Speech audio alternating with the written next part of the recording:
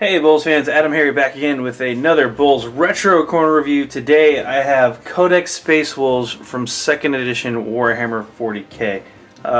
This is a classic book. This is the first major Space Wolf book that goes into all of their background, sets them up for everything that they've since been. This is the foundation of what a Space Wolf army was originally, yeah, it's a classic. This was 94 when this came out, circa 94. It's the back of the book, but everything you needed to play Space Wolves in 2nd edition, minus the dice and then actually an army. All the rules, at least, were in here. It does make a lot of references to Codex Space Marine, so you kind of did need that as well. But anyway, I'll get into this thing. Those rules were pretty well known anyway. But Space Wolves. If there was ever any doubt that this was an army that was based off of Space Vikings, this book put that to rest. It was very clear going in that this was all... The Space Wolves were definitely Space Vikings, if you ever had any doubt. They totally are. So, awesome artwork going in as far as the pictures and stuff like that. That awesome 90s, early 90s, late 80s, super metal influenced kind of style going in. But yeah, we'll go through this book. We'll run through pretty much everything. We'll start off, we'll look at Fenris, we'll look at the history of the Space Wolves, we'll look at the chapter organization. We'll talk a little bit about the heresy stuff.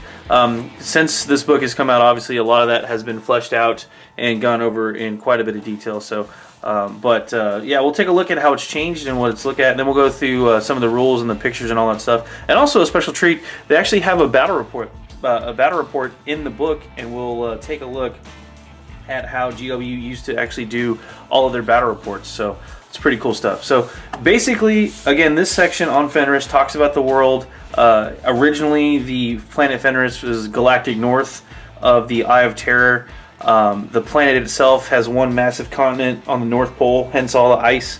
Everything else, so it had a turbulent kind of orbit around its sun. And everything else was pretty much water, hence the seafaring Viking theme.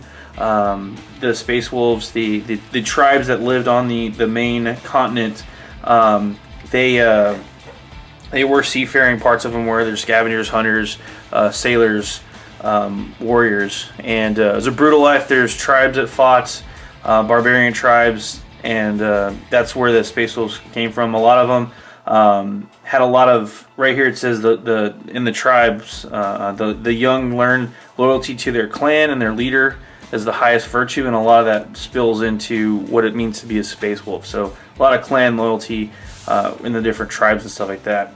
This obviously influenced Live and Rest, where he came from, his berserker attitude and lifestyle. They like fighting, they like drinking, they like fighting, and sailing. And did I mention they like fighting? So lots of stuff on Fenris. It's pretty cool stuff. They talk about the people, again, the giant sea that encompassed the planet, how it was chock full of sea monsters and many tentacled, glossy-eyed beasts and unimaginable deep sea horrors that would go through and rip sailors off of boats and never to be seen again, and all this crazy stuff. But yeah, that's the background. They are definitely set in the Norse tradition of Space Vikings. That's how they roll.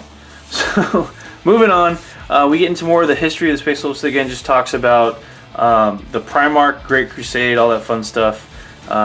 Again, more harshness on this page about the planet of Fenris. It's no joke. This is the only section, I wanted to call this out particularly.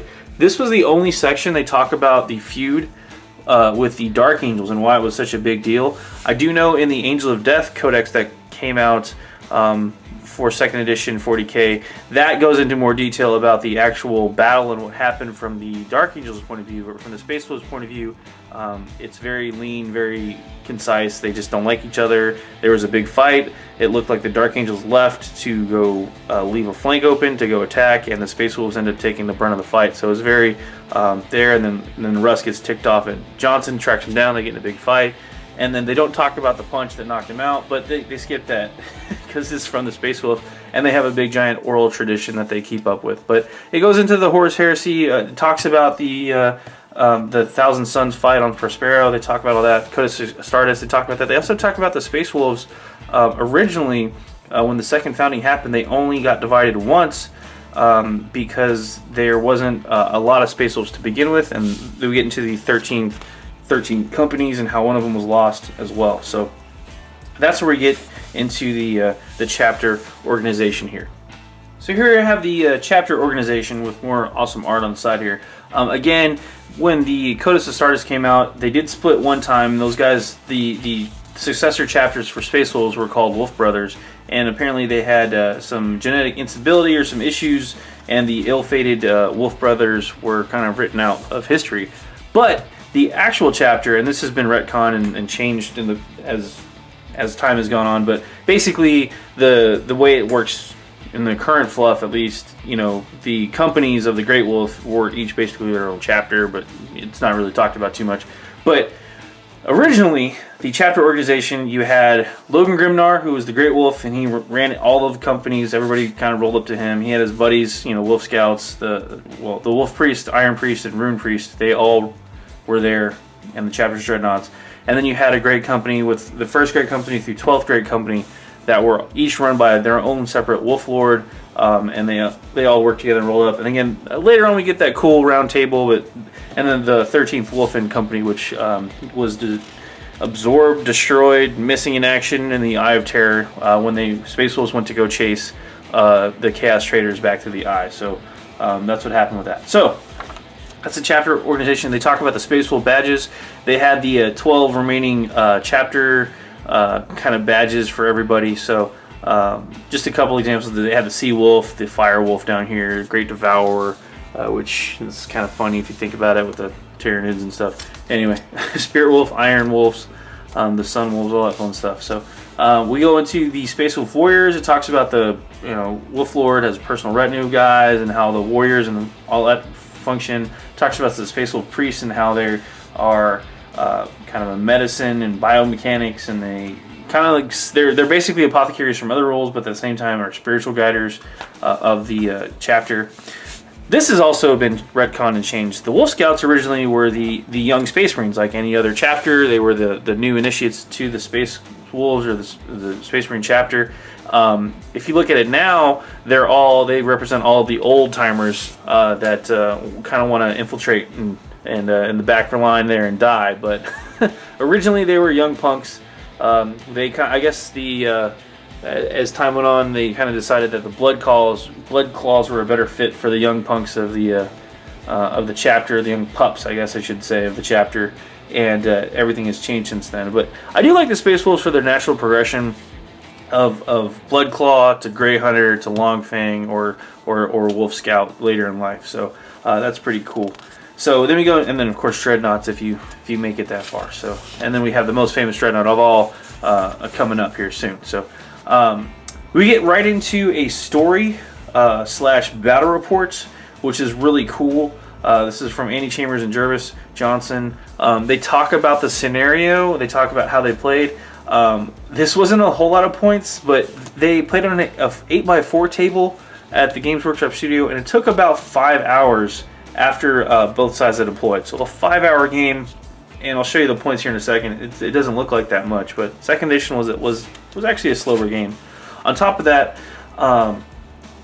they also had to take pictures and stuff. So I can totally understand why it would take them 5 hours. They talk about the scenario. It's really funny, actually. A Dark Angel's Predator carrying vital plans has been broken down and damaged, and the troops inside were killed by some squigs, apparently. And the Space Wolves want to recover it because obviously they want to make fun of the Dark Angels for dying and getting the important vital information. Some grots have found out that, or Snotlings, excuse me, have found out about the plans and reported back to Gosgold. So Gosgold Thraka's on the way to go there too. So it's a big throwdown. We've got Ragnar Blackmane versus Thraka coming up here. So it's pretty cool. Jervis is playing the Orcs, and here's his army and his list. It doesn't look like a lot of points. I want to say maybe a 1,500 point list, especially now. And then again, I don't remember how many points Gosgol is right off the top of my head. I know he's a lot, so maybe it could have been 2,000. For the sake of argument, I'm just going to go with 1,500. I haven't done the math, but it doesn't look like a lot. You can see this picture up here. Let's zoom in real quick so you can see exactly what I'm talking about. I mean, that's the whole force. We've got a Grot Knob. We've got a Grot Goth Big Mob. That's the 15 Goth Orc boys. Grog's Evil Sun Mob over there. That's these guys. Sorry, that's the Bad Moon Mob there. So that must be the Evil Sons mob up here. So there's 7, 8 Evil Sons, a mechanic. Bad Moon, 6 Bad Moons with heavy weapons. Shock Attack Team, Run Herders, 5 Gretchen. Weird Boys, 2 Mind Herders. Minders, excuse me. Vehicles, they have a Captain and 5 Orcs and a War Buggy and a War Bike and a War Track. And then Gosgol's mob, you got Thraka rolling with his Gretchen sidekick, Makari. Knobs, 6 Goth Knobs, a Pain Boy, Gosgol's, so, and a Battle Wagon and a Dreadnought. So it doesn't look like a huge army, but there you have it. So that's what he's bringing to Pain. The Space Wolf list looks even more lean, as you can see here. Just to go through that with you real quick, pull it up here. There's what they look like. Sorry about that glare. Ragnar Blackmane, Ulrich the Slayer, and Njal Stormcaller. So some special characters. You know, there's a lot of points there tied up. Then we also have a Grey Hunter pack and a Longfang pack. So this looks like Grey Hunter pack. There's like 3 squads. There's a Grey Hunter Sergeant, Grey Hunter Veteran, and then 5 Grey Hunters and 3 Grey Hunters. So actually that might be 1 squad of Grey Hunters. A Longfang pack. So heavy weapon team and Bloodclaw pack, and then some Wolfguard Terminators. So it doesn't look like a very big list. It looks like a fairly lean Space Wolves army. Then they get into the actual game. They go in the deployment, and this is actually how the old White Dwarf battle reports used to be laid out. And these look really cool.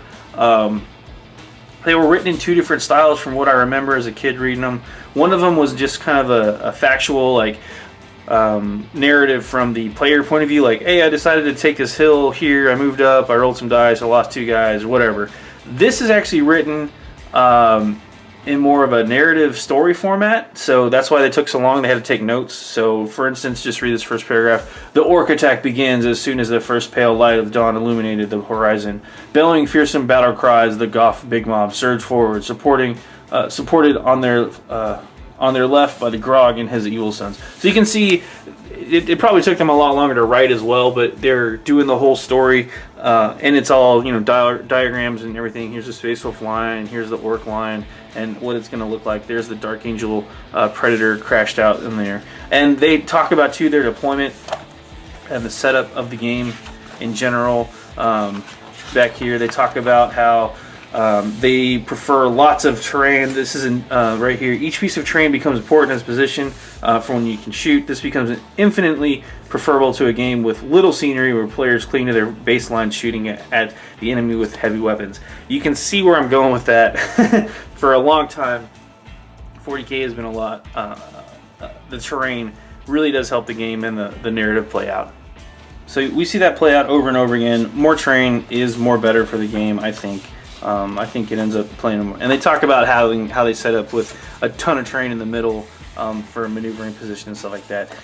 Also, a reminder too, real quick, in 2nd edition, movement was actually a lot slower. I remember games where I felt like I wasn't, I couldn't get off my line no matter what I did. I mean, infantry only moved 4 inches.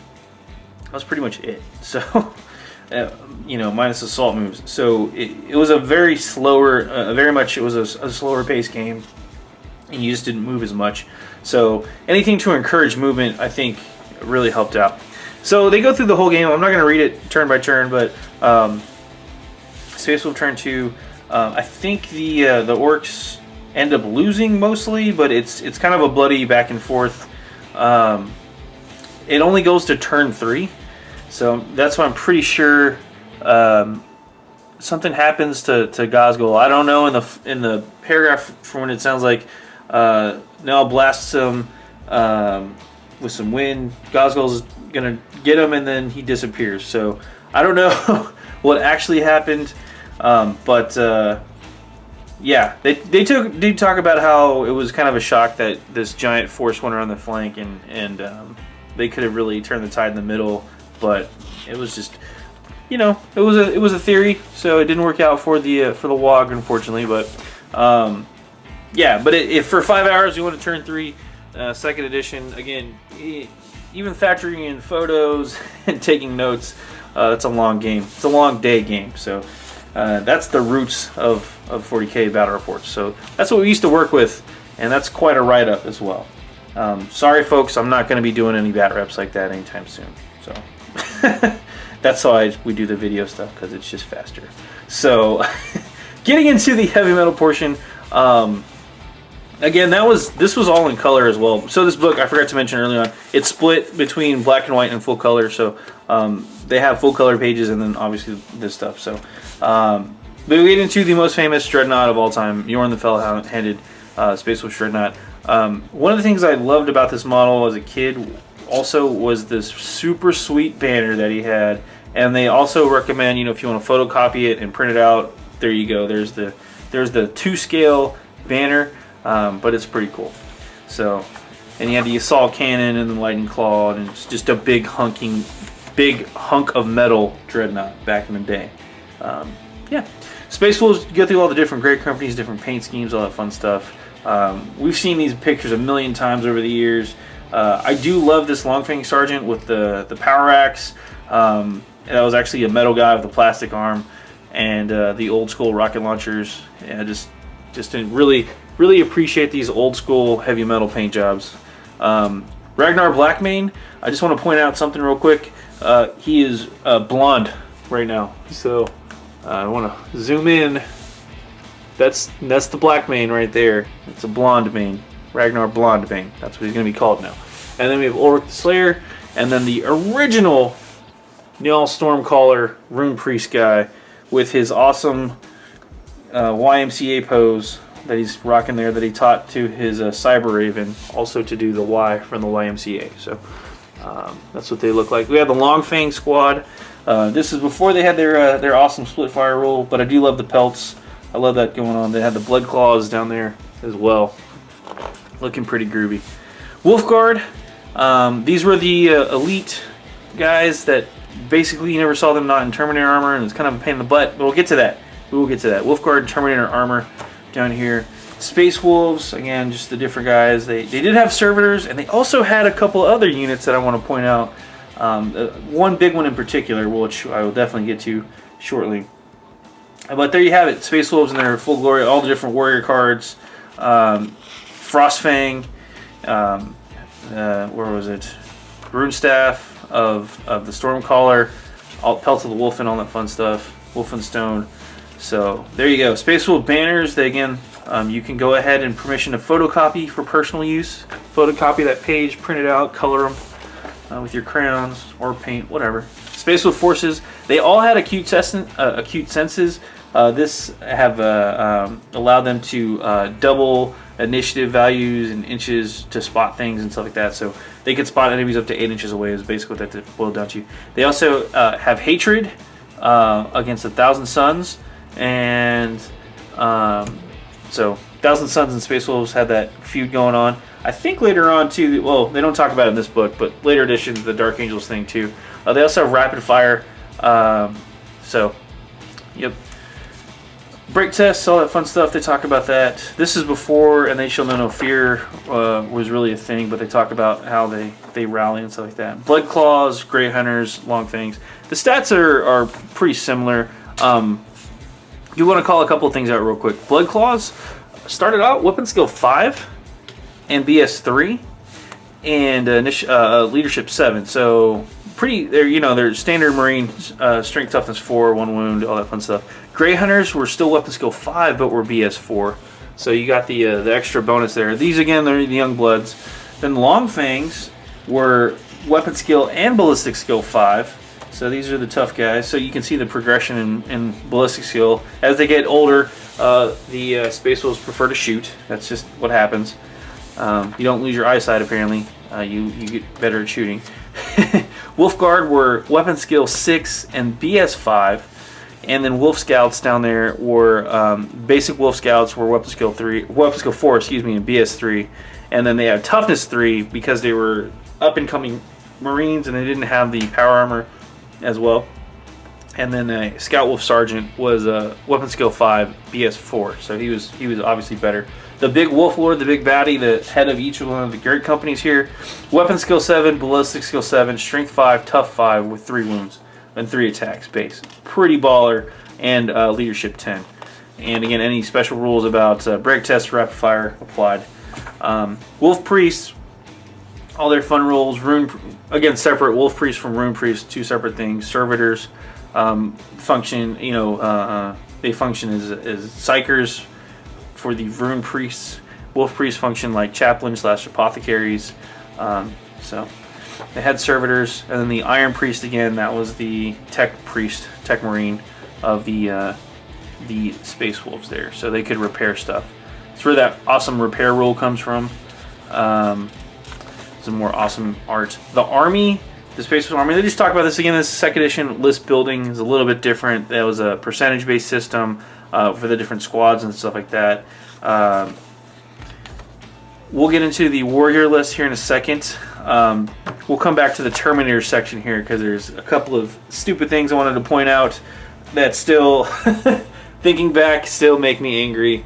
But that was one of the joys of playing as a Space Wolf, I guess, is you could really do some fun stuff in Terminator armor. But we'll get to that. We'll get to all that. So Wolf Lord back in the day started out 90 points. Again, same stats, but again, second edition you had to go back through and buy all the war gear and all that other junk. So he only came with a bolt pistol, frag grenades, and power armor. So you definitely wanted to load him up with your C fields and your R fields and all that other junk that you could purchase. Wolf Priests, all that fun stuff. Most of these guys were just were Space Marine armor, 3-up saves on 1d6.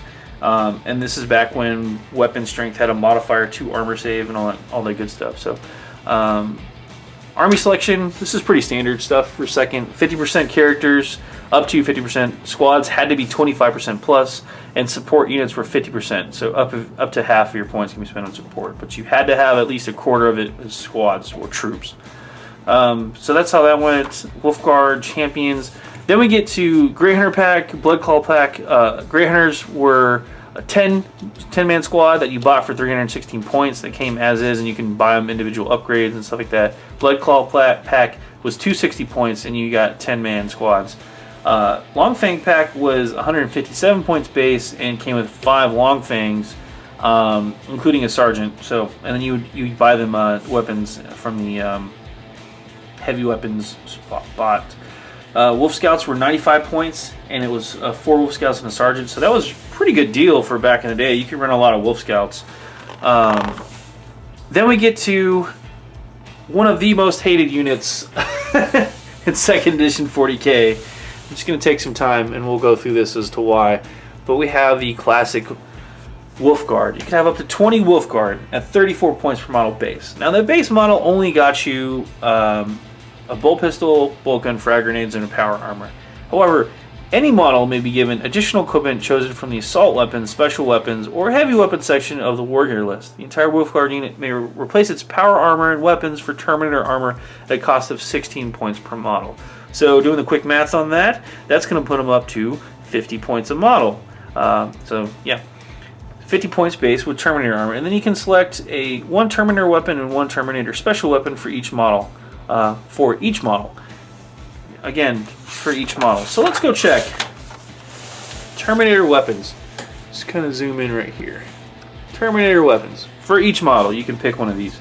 Storm Bolter for 4 points, an Assault Cannon for 45 points, a Heavy Flamer for 25 points, or a Thunder Hammer, and you must buy a Storm Shield for 15 points. Wait a minute. Assault Cannons for 45 points, they're 50 points base. That puts them at 95 points so far. But you can have each one of them with an Assault Cannon. Okay, moving on, looking at the special weapons. Overcalled Terminator with Lightning Claws may have no other weapons. So if you buy the Lightning Claws, but you wouldn't do that. Chain Fists were 12 points, Power Fists were 10 points, Power Sword was 6 points, Lightning Claws for repair, no other weapons were 14 points. A Storm Shield was only 5 points, and Cyclone Missile Launchers were 55 points. just want to let that sink in for a second. So you could buy an assault cannon and a cyclone missile launcher. You could fire both, and then have a storm shield for 5 more points. So each guy would be, if my math is correct, 155 points. And he was a death dealer. He had an assault cannon, which was a redonkulous shooting weapon. He had a cyclone missile launcher, which had the option to fire both frag and crack missiles. You could pick first. And then a storm shield. So what does that do for a Terminator? Well, in 2nd edition, 40K, a Terminator armor save was a 3+ on 2d6. Pretty awesome. If you got shot with a las cannon, it was like a -9 to your save or something like that. But you now have a storm shield for 5 points, which gave you a 3-up invulnerable. So not only were these guys walking tanks, they could put out as much firepower as a squad of pretty much anything else. That's why they were the most hated units, one of the most hated units, I think, in 2nd edition, because Terminators with assault cannons, as many as up to 20 of them with assault cannons. There was a guy in the store I grew up with that regularly played with 5 of them, loaded out with assault cannons, cyclone missile launchers, and storm shields. And needless to say, he was very, very popular and a very fun person to play against. Moving on, we're going to look at the support here. We have allies, the Dreadnought. Talked about that already. We got you're on the Fell-Handed there. Servitor Bodyguard, Rapier Laser Destroyer, Tarantulas, Bikes, Land Raiders. We've seen all these before in different points and stuff like that. Then we keep going to the special characters. Yes, special characters. Wolf Priest, Orc Slayer, 125 points warrior cards. Plus you have to pay for those. Ragnar Blackmane. It's funny that Logan Grimnar, the big head wolf honcho, did not have a special character at the time, but Stormcaller totally did. So he's 205 points plus warrior cards, and he's an awesome psyker. I think he's level 4 psyker. Logan Grimnar did have rules. He did have rules, but there was not a model for him. But we'll get to that later. Wolfguard, Durfast of Mordrak, you might remember that name from some other Grey Knight stuff. So Wolfguard Ranulf, and then Bjorn the Fell-Handed, the Awesome Dread, 270 points with all his craziness, and his special data card that you could photocopy and all that fun stuff. We get to Wolflord Krill Grimblood, which was just another random Wolflord. Bring him back, GW. Bring him back. Then we get to a cool story here. But yeah, we'll go look at the models real quick. This was the catalog portion of the book that they like to include. We have Ragnar Blackmane, Ulrich, another Space Wolf Rune Priest generic, which is actually now a Stormcaller. Then we have the Grey Hunters and all that stuff.